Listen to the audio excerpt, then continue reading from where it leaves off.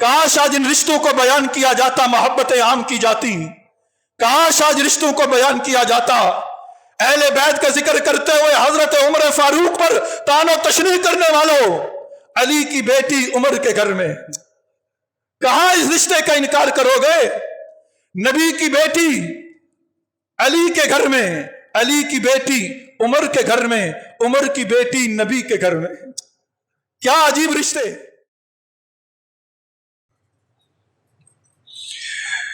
السلام علیکم ورحمۃ اللہ وبرکاتہ.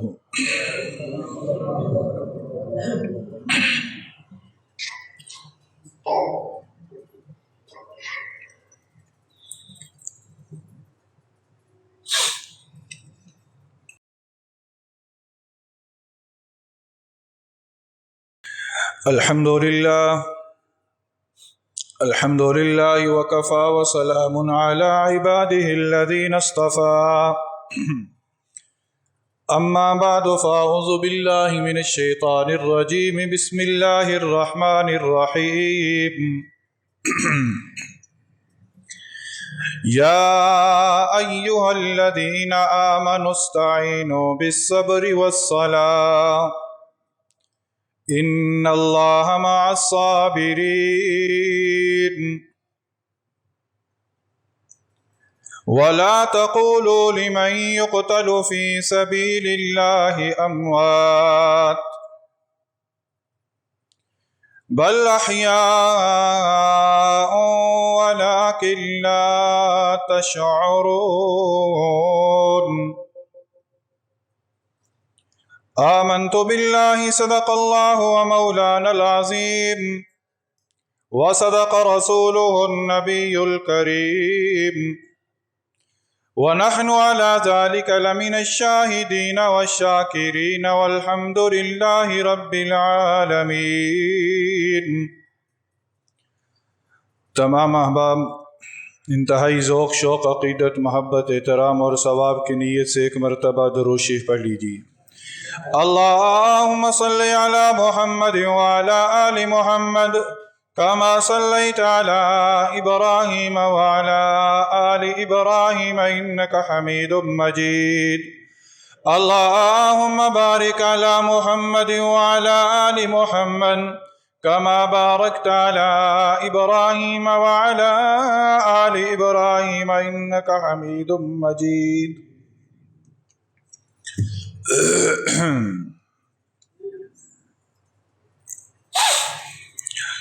میرے انتہائی واجب الاحترام سامعین اعظم،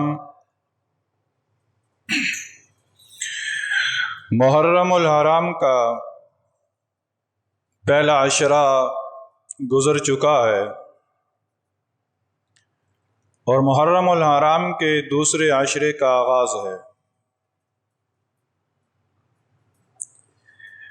محرم الحرام کا چاند نظر آتے ہی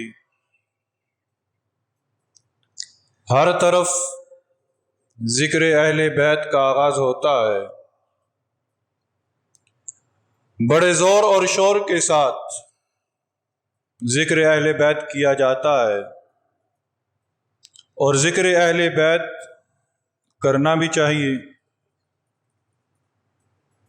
ذکر اہل بیت میں ہی ہماری نجات ہے. اہل بیت کا ذکر کرنے میں ہی ہماری نجات ہے. اہل بیت سے محبت کا اظہار کرنا بھی چاہیے، کیونکہ اہل بیت سے محبت ہی ہماری نجات کا ذریعہ ہے. اہل بیت سے محبت کا اظہار کرنا بھی چاہیے، کیونکہ اہل بیت کی محبت کے بغیر کل حسین کے نانا کی شفاعت نصیب ہی نہ ہوگی. حسین کے نانا کی شفاعت اسے ہی نصیب ہوگی جس نے دنیا کے اندر حسین سے محبت بھی کی ہوگی. لیکن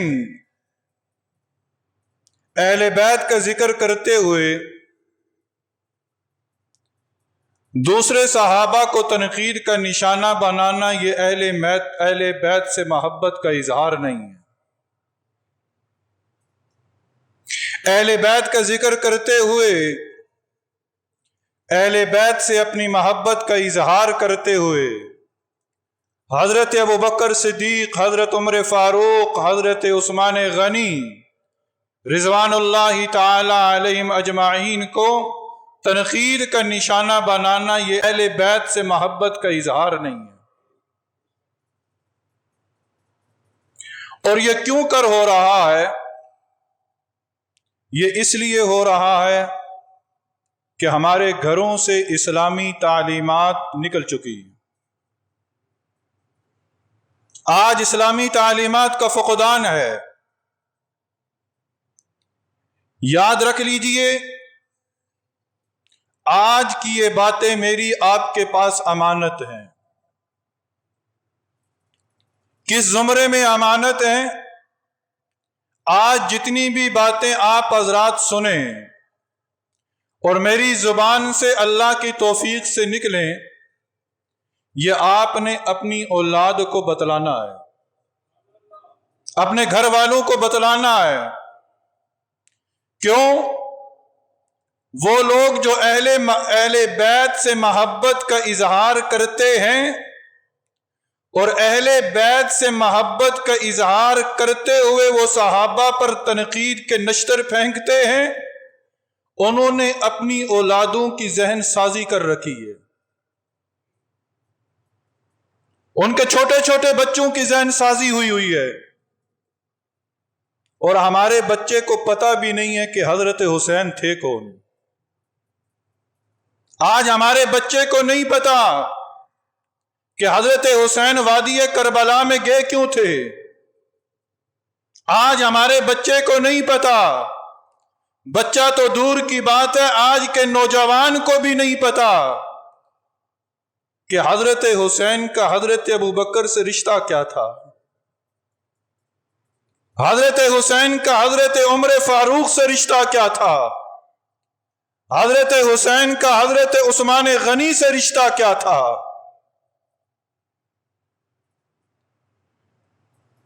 ہم اس میں جہالت کا اظہار نہ کریں تو کیا کریں؟ ہم اپنے بچے کو ABC سکھانے کے لیے، دنیاوی علوم سکھانے کے لیے صبح سویرے اسے سکول چھوڑ کے آتے ہیں۔ کیا کبھی ہم نے اہل بیت کا ذکر یاد کروانے کے لیے اسے کسی عالم کے پاس چھوڑ کر آئے ہیں؟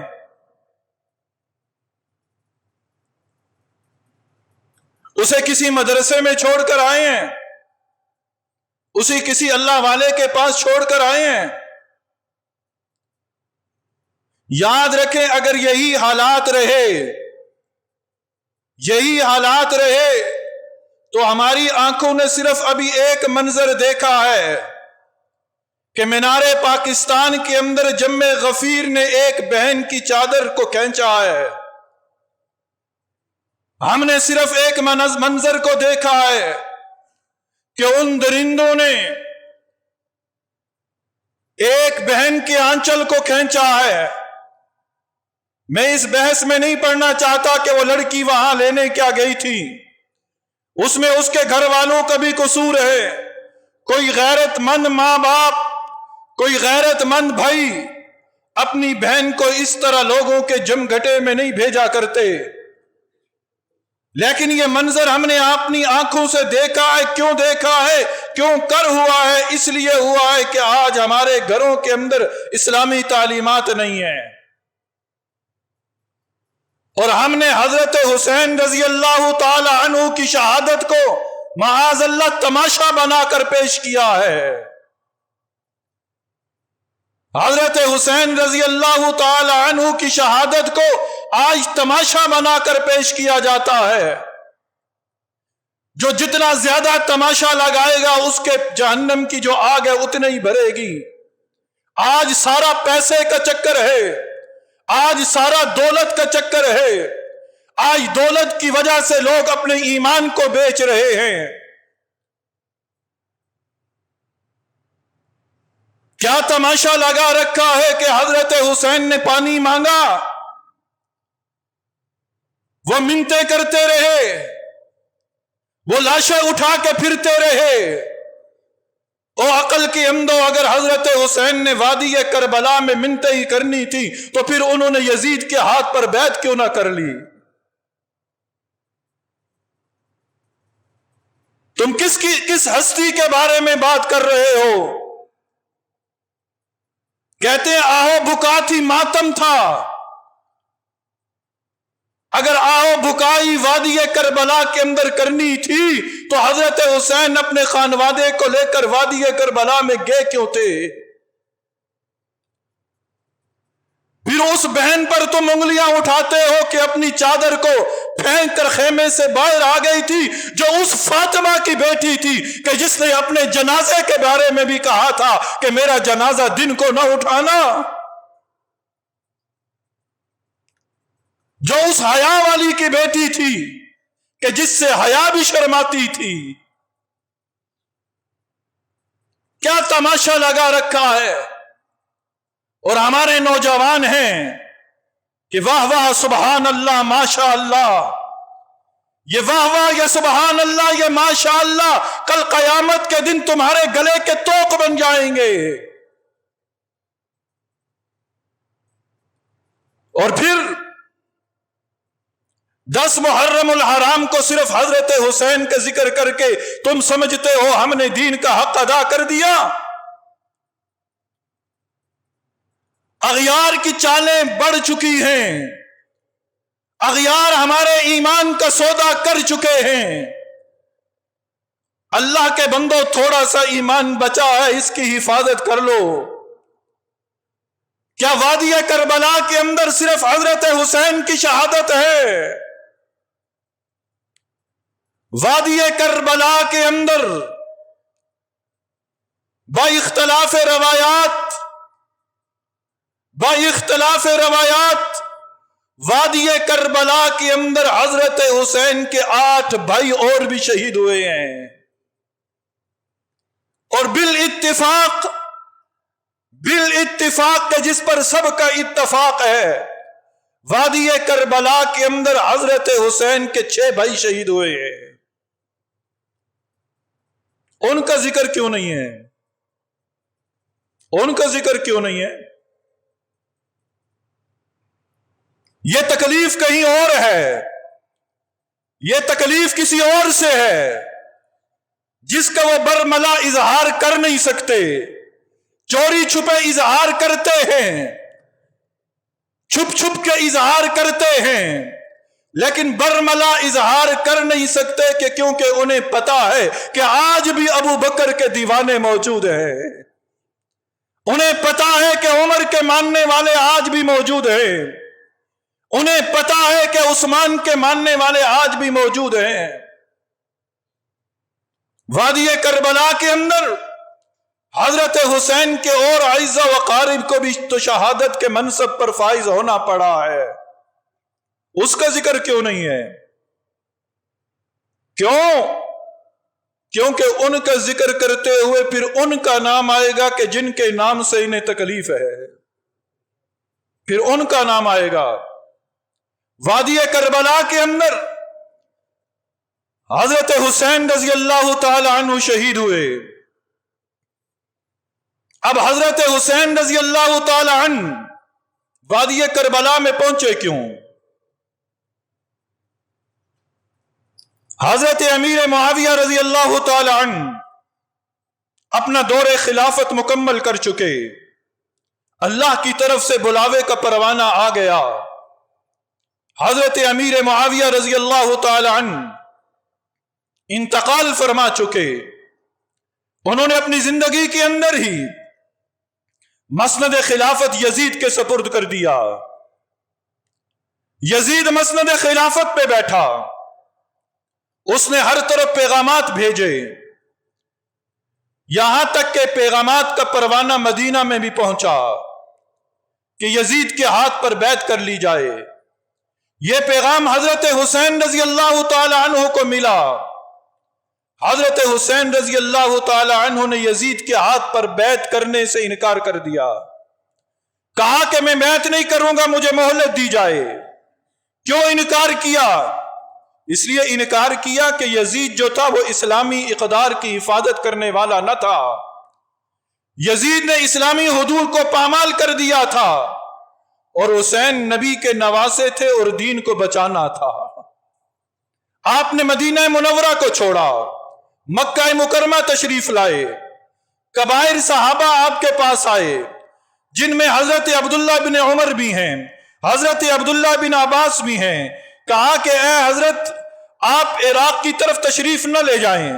حضرت حسین نے کہا اے عبداللہ میں عراق کی طرف اس لیے جا رہا ہوں کہ عراق والوں نے مجھے خط لکھے ہیں، کوفہ والوں نے مجھے خط لکھے ہیں، کم و بیش سینکڑوں نہیں ہزاروں کی تعداد میں خط آئے ہیں، خطوط آئے ہیں، وہ میری حفاظت کریں گے، وہ میری حفاظت کریں گے۔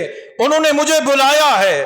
ان حضرات نے کہا کہ حضرت انہوں نے آپ کے بابا جان کی حفاظت نہیں کی، انہوں نے آپ کے بابا جان کے ساتھ بے وفائی کی ہے، وہ آپ کے ساتھ بھی بے وفائی کریں گے۔ حضرت حسین رضی اللہ تعالی عنہ نے مسلم بن عقیل کو بھیجا، جاؤ کوفہ کے اندر خبر لے کر آؤ۔ مسلم بن عقیل کوفہ کے اندر پہنچے، وہی لوگ کہ جنہوں نے خطوط لکھے تھے، مسلم بن عقیل کے ہاتھ پر بیعت کر لی، کہا کہ ہم حضرت حسین کے منتظر ہیں۔ ادھر حضرت حسین کے بھیجے ہوئے کس نے؟ سپاہی سالار نے، سفیر نے خط لکھا کہ اے حضرت حسین آپ تشریف لے آئیں، حالات سازگار ہیں، کوفہ والے آپ کے منتظر ہیں۔ خط لکھ دیا، کوفہ کی گورنری بدلی، پہلے گورنر کو معزول کر دیا گیا، ابن زیاد گورنر بن کر آیا، اور ابن زیاد کو پتا چلا کہ مسلم بن عقیل نے حضرت حسین کو خط لکھ دیا ہے، اس نے تلوار کے زور پر کوفہ والوں کو منکرا دیا۔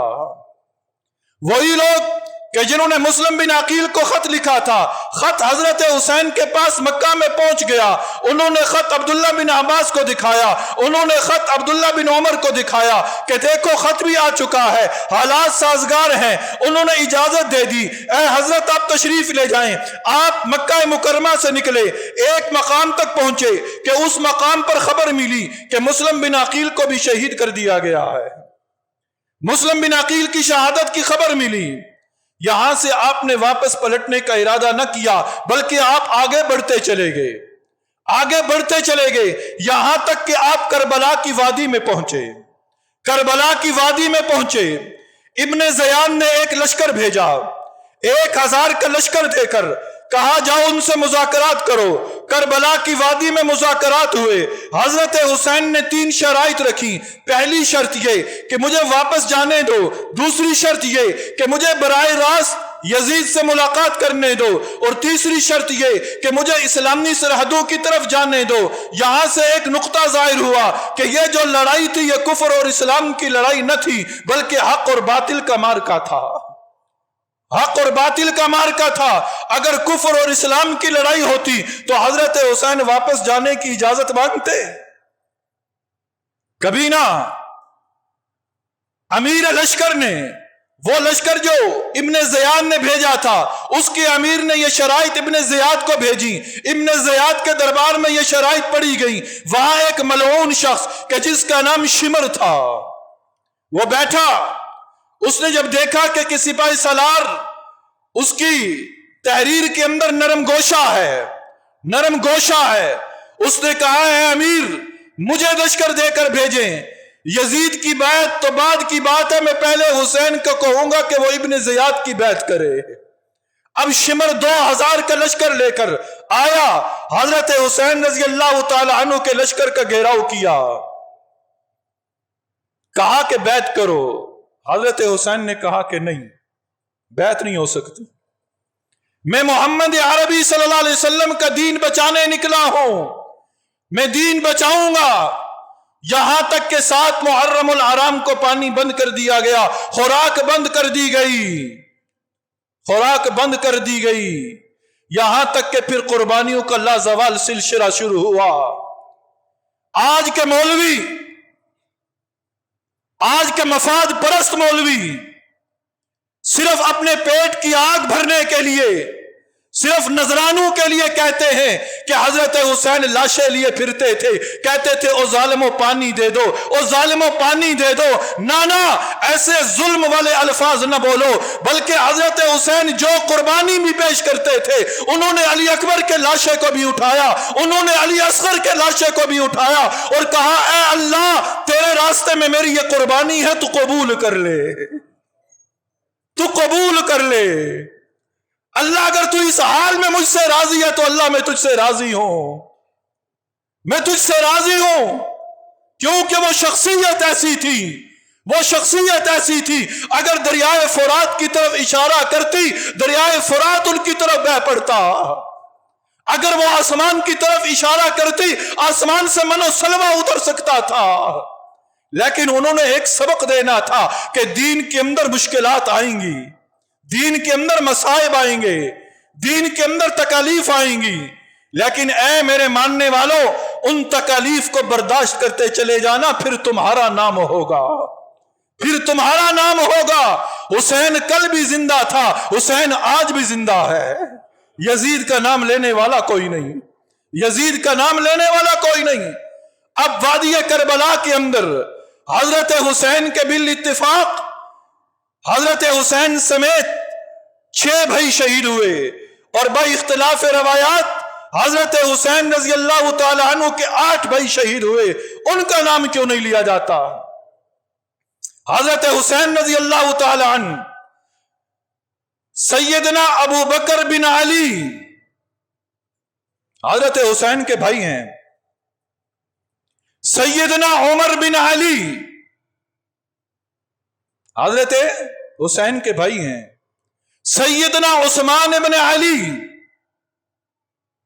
حضرت حسین کے بھائی ہیں، سیدنا عباس بن علی حضرت حسین کے بھائی ہیں، سیدنا عبید اللہ بن علی حضرت حسین کے بھائی ہیں، سیدنا جعفر بن علی حضرت حسین کے بھائی ہیں، سیدنا عبداللہ بن علی حضرت حسین کے بھائی ہیں۔ ان کا نام کیوں نہیں لیا جاتا؟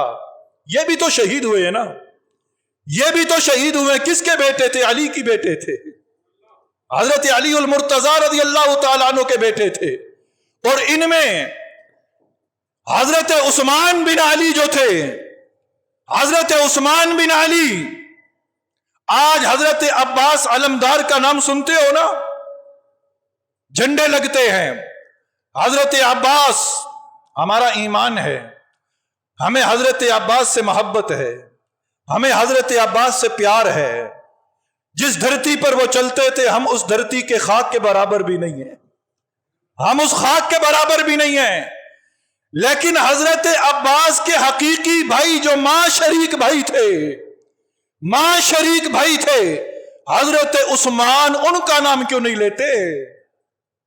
عثمان عباس کے حقیقی بھائی تھے، عثمان کا نام کیوں نہیں لیا جاتا؟ عثمان کا نام کیوں نہیں لیا جاتا؟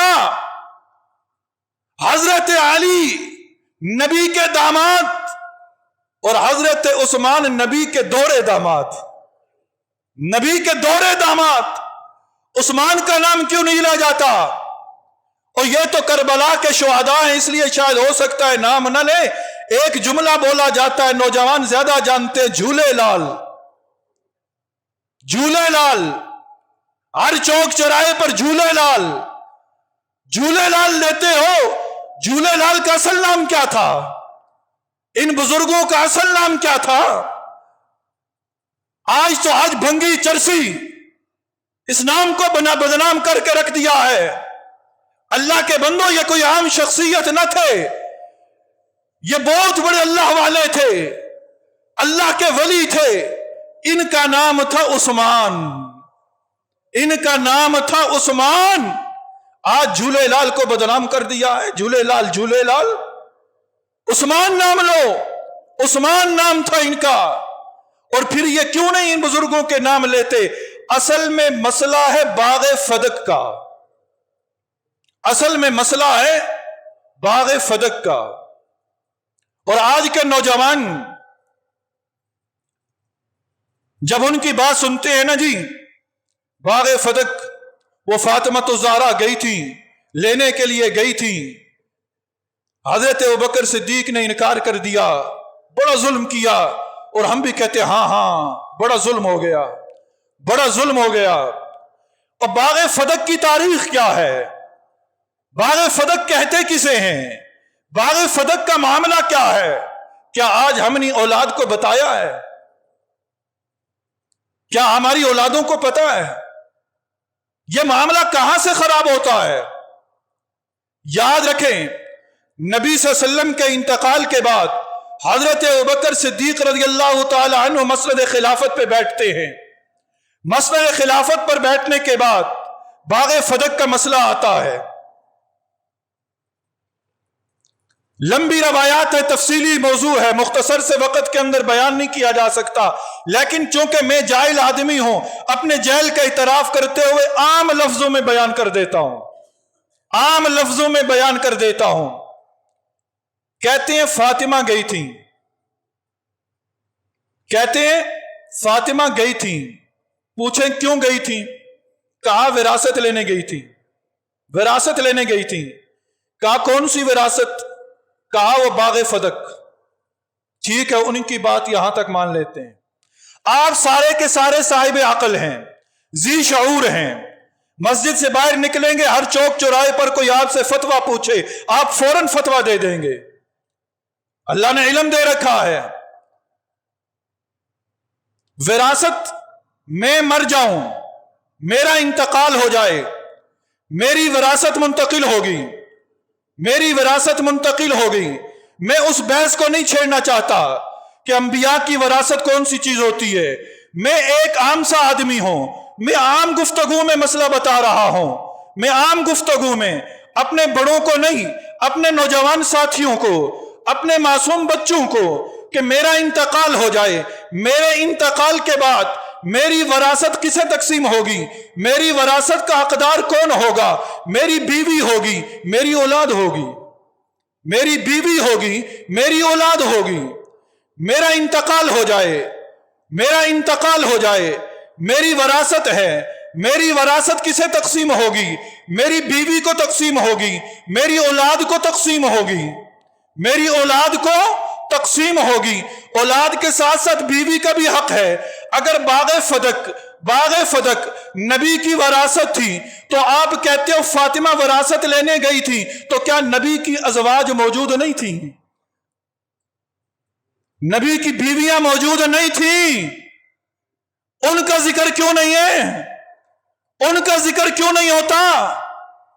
उनका जिक्र क्यों नहीं होता? फिर वरासत की तकसीम करने वालों से पूछ लेना, किसी का इंतकाल हो जाए, उसकी औलादे नरीना ना हो, उसकी सिर्फ बेटी हो, तो वो सारी की सारी वरासत उस बेटी को नहीं मिलती। उसके साथ उसके चचा भी हैं, उसके अकारिब भी हैं, ज़वील कुर्बा जिन्हें कहा जाता है, वो भी वरासत में तकसीम होते हैं। अगर वरासत नबी की थी, और अल्लाह के बंदो तुम तो नबी पे तोहमत लगा रहे हो कि वो अपनी वरासत को माज़ अल्लाह सही तकसीम करके नहीं गए थे। कहां जा रहे हो? किधर का रुख इख्तियार कर रहे हो? कहां तुम्हारे कदम पड़ रहे हैं? कहते हो वरासत नबी की थी, लेने फातिमा गई थी। आयशा का जिक्र क्यों नहीं है? हफ्सा का जिक्र क्यों नहीं है? अगर वरासत की तकसीम होनी थी तो सिर्फ बेटी थी ना, तो फिर आपके ज़वील कुर्बा कहां गए? याद रख लीजिए, ये नबी की वरासत नहीं थी, ये माले फै था। बाग़ फदक माले फै था। माले फै किसे कहते हैं? दुश्मन पर हमला करे और वह बगैर मुकाबले के चीजें छोड़ दे और उस पर मुसलमान कब्जा कर ले, वो माले फै है। माले फै में किस किस से हिस्सा है? माले फै में अल्लाह का, अल्लाह के रसूल का, गुरबा का, युतामा का, मसाकीन का, मुसाफिरों का, और फिर ये हिस्से तकसीम हुए। अगर बाग़ फदक फातिमा का था, हजरत अबू बकर सिद्दीक से कहते हैं दुश्मनी थी, और दुश्मन से कभी जनाजा नहीं पढ़वाया जाता। जनाजा सामने रखा था, किसका रखा था? फातिमा ज़हरा का रखा था। जनाजा पढ़ाने वाला कौन था? और हजरत अबू बकर सिद्दीक थे। हजरत अबू बकर सिद्दीक को कहने वाला कौन था? वो हजरत अली उल मुर्तजा थे। हजरत अली उल मुर्तजा थे। یہ باغ فدق مال فہ ہے۔ ابو بکر صدیق کا دور خلافت آیا، انہوں نے اسی طرح اس کی پیداوار کو تقسیم کیا۔ عمر فاروق کا دور خلافت آیا، انہوں نے اسی طرح مال کو تقسیم کیا۔ حضرت عثمان غنی کا دور خلافت آیا، انہوں نے اسی طرح مال کو تقسیم کیا۔ اور حضرت علی کا دور خلافت آیا، علی کا دور خلافت آیا۔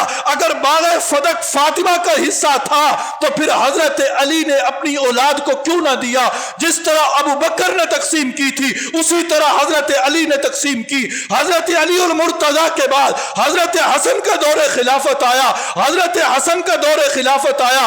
اگر باغ فدق وراثت تھا، ابو بکر نے معاذ اللہ ظلم کیا تھا، عمر نے ظلم کیا تھا، عثمان نے ظلم کیا تھا، پھر حسن آ کر اس ظلم سے بچاتے نا۔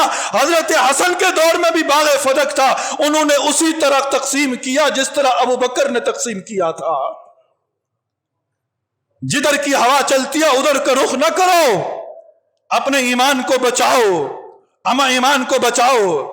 اور پھر حضرت حسین رضی اللہ تعالیٰ عنہ کا ذکر کرتے ہیں، حضرت امام حسن مجتبی کا ذکر کیوں نہیں کرتے؟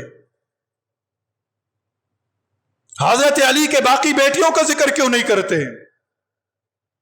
او عقل کے اندھو، تم اہل بیت کے ذکر میں باقی صحابہ کو تنقید کا نشانہ بناتے ہو۔ صحابہ کے درمیان پیار کتنا تھا، صحابہ کے درمیان پیار کتنا تھا۔ سنو، عمر کی بیٹی نبی کے گھر میں، عمر کی بیٹی نبی کے گھر میں، نبی کی بیٹی علی کے گھر میں، علی کی بیٹی عمر کے گھر میں۔ کیا رشتے تھے، کیا رشتے تھے! کاش آج ان رشتوں کو بیان کیا جاتا، محبتیں عام کی جاتی۔ کاش آج رشتوں کو بیان کیا جاتا۔ اہل بیت کا ذکر کرتے ہوئے حضرت عمر فاروق پر طعن و تشنیع کرنے والوں، علی کی بیٹی عمر کے گھر میں، کہاں اس رشتے کا انکار کرو گے؟ نبی کی بیٹی علی کے گھر میں، علی کی بیٹی عمر کے گھر میں، عمر کی بیٹی نبی کے گھر میں۔ کیا عجیب رشتے! اور پھر جن ائمہ کو یہ مقدس ترین سمجھتے ہیں، اور ہم بھی کہتے ہیں ہاں ہاں، ان ائمہ کا حضرت ابو بکر سے رشتہ کیا تھا؟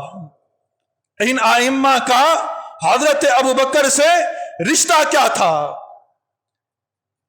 یہ جتنے بھی ائمہ ہیں حضرت زین العابدین ان کی اولاد میں سے ہیں، ان کی اولاد میں سے ہیں۔ اب سنیے گا، حضرت ابو بکر صدیق رضی اللہ تعالی عنہ کے 3 بیٹے ہیں۔ حضرت ابو بکر صدیق، میں اہل بیت کی طرف نہیں جا رہا کہ اہل بیت کون کون سے ہیں، ان کے رشتہ داریاں کیا کیا ہیں، میں عام فہم میں بات کر رہا ہوں۔ آپ تفصیلاً علمی گفتگو سنتے رہتے ہیں، میں ایک عام سے بندہ ہوں، عام بندے کے ذہن کو سامنے رکھتے ہوئے بات کرتا ہوں۔ حضرت ابوبکر صدیق خلیفہ اول ہیں، یار غار یار مزار ہیں۔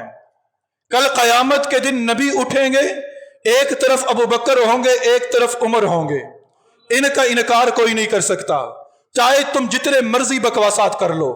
حضرت ابوبکر صدیق رضی اللہ تعالیٰ عنہ کے 3 بیٹے، یاد رکھنا میرے دوستوں، نوجوانوں، یاد رکھنا۔ حضرت ابوبکر کے کتنے بیٹے؟ 3 بیٹے۔